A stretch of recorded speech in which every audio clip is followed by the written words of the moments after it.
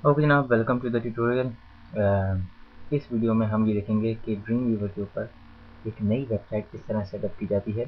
Website उस वक्त setup की जाती है जबकि हम किसी नए वेबसाइट के प्रोजेक्ट पे काम करना शुरू कर रहे हो। तो उसके लिए फिर हम क्या करते हैं कि फोल्डर्स एलोकेट करते हैं कि वेबसाइट कहाँ पर होगी, उसकी सारी फाइल्स कहाँ पर स्टोर होंगी और उसका स्ट्रक्चर किस तरह बनेगा।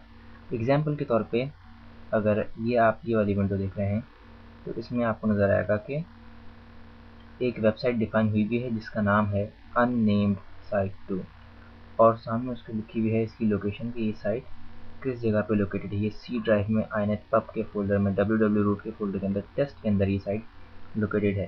तो ये जो सारी फाइल्स हैं साइट की, ये सारी की सारी फाइल जो हैं वो इस लोकेशन पे लोकेटेड हैं और यहाँ से ये पूरी वेबसाइट चल रही है। तो कहा जा सकता है कि ये जो फोल्डर है जहाँ जो ये पाथ दिया हुआ है c:inetpub www रूट टेस्ट, ये हमारा वेब सर्वर है इस वक्त एक तरीके से, और ये हमारी पूरी वेबसाइट लोकेटेड है। तो ये छोटा सा इंट्रोडक्शन हो गया वेबसाइट का। ये हमें सब दिखा रहा है कि वेबसाइट की मुख्तलिफ फाइल्स हैं इस पर जो कि सारी लोकेट हुई हैं अंदर। अब हम अपनी एक नई साइट डिफाइन करते हैं जिसके लिए हम जाएंगे साइट मेन्यू में। साइट मेन्यू हम खोलेंगे और इधर से हम अंदर जाएंगे, इधर में सेलेक्ट करेंगे हम option new site. New site को सिलेक्ट जब हम करते हैं तो हमारे पास एक साइट डेफिनेशन के लिए डायलॉग बॉक्स खुल जाता है जिसमें हमारे पास दो ऑप्शन हैं, या तो बेसिक मोड है या एडवांस मोड है। ठीक है, अब बेसिक मोड को जब हम फॉलो करेंगे तो इधर सबसे पहले पूछेगा कि हमसे साइट का नाम हमें क्या रखना है। अच्छा, ये जो वीडियो बनी हुई है ये एडोबे ड्रीम वीवर CS3 के लिए बनी हुई है। पिछले वर्जन में भी इसी तरह का मिलता जुलता सेटअप है। तो हो सकता है कुछ ऑप्शंस आगे पीछे आए, हो सकता है कोई ऑप्शन पहले आ जाए और कोई ऑप्शन बाद में आए। तो हो सकता है आपका स्टार्ट पेज जो फर्स्ट पेज है वो डिफरेंट हो, तो उसमें घबराने की बात नहीं है। बेसिक चीज़ें यही हैं सारी कि वो सबसे पहले आपसे पूछ रहा है साइट का नेम। तो अब साइट का नेम आपको जो भी रखना है वो रखते हैं। हम इसका नाम रख देते हैं वेबसाइट 1। उसके बाद वो पूछ रहा है कि इसका HTTP एड्रेस क्या है। इसकी ज़रूरत उस वक्त होती है जब आप अपनी वेबसाइट को किसी वेब सर्वर पे अपलोड कराएंगे टेस्टिंग के लिए। फ़िलहाल इसकी ज़रूरत नहीं है। उसके बाद ये आपसे ऑप्शन पूछता है कि do you want to work with a server technology such as cold fusion ASP.NET या ब्ला ब्ला ब्ला। अगर आप किसी भी किस्म की सर्वर टेक्नोलॉजी इस्तेमाल कर रहे हैं, यानी कि आपकी वेबसाइट में डायनेमिक कंटेंट होगी, तो आप सर्वर टेक्नोलॉजी पे यस करेंगे। आजकल ज़्यादातर वेबसाइट जो होती हैं वो सर्वर टेक्नोलॉजी यूज़ करती हैं, तो हमें इस ऑप्शन को दे देना बेहतर है। अब इसमें से हम सेलेक्ट कर लेते हैं मिसाल के तौर पे ASP.NET Ruby। उसके बाद हम आगे जाएंगे तो हमें मिलेगा edit how do want to work with your files during development.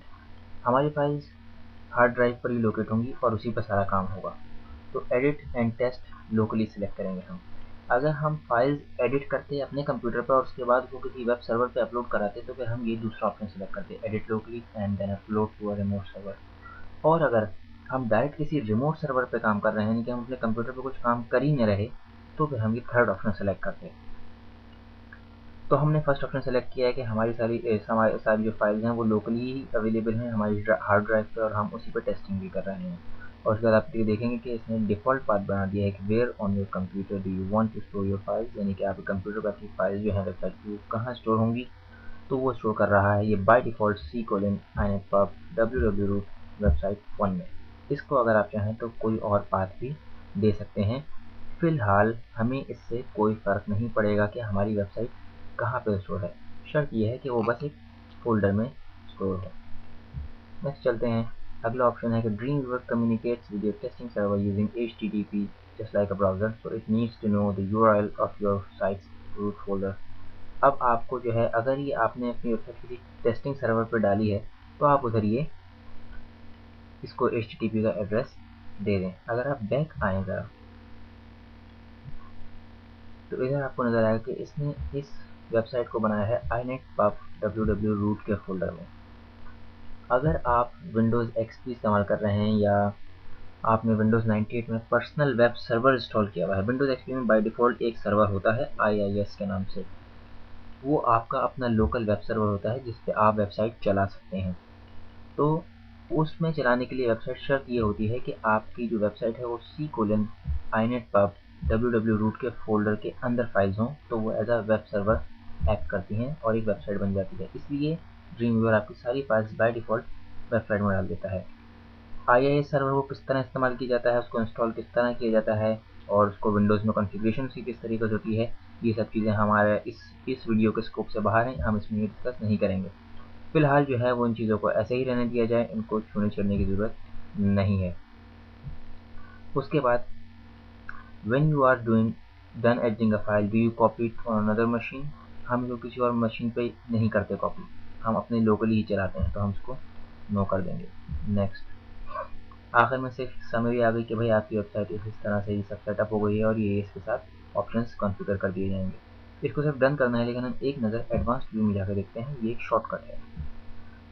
इसमें आप क्या कर सकते हैं, बैठे बैठे एक ही जगह से आपको ज़्यादा नेक्स्ट करने की, जब आप एडवांस हो जाते हैं, जब आपको काम समझ में आ जाता है, तो फिर आप सारा काम यहाँ से कर लेते हैं। जैसे कि आपने करा, साइट का नाम इधर लिखा, इसका लोकल रूट फोल्डर लिखा, डिफ़ॉल्ट इमेजेस फोल्डर अगर आप चाहें तो आप डिफ़ाइन कर सकते हैं, इसकी कोई ज़रूरत नहीं है। इसके लिए मुख्तलिफ जो है वो ऑप्शन सेटिंग्स हैं यहाँ पर, इसकी टेम्पलेट्स कहाँ होंगी, और ये बहुत सारे ऑप्शन हैं जो कि आगे जाके इस्तेमाल करेंगे और हम इंशाल्लाह ताला इन पे फिर मज़ीद डिस्कशन करेंगे मज़ीद ट्यूटोरियल्स में। फिलहाल जो है वो हमें सिर्फ इतना करना है कि हमें इसको सिर्फ डन कर देना है और ये ख़त्म हो जाएगा।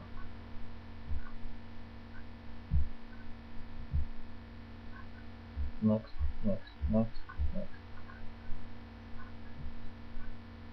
नेक्स्ट और डन।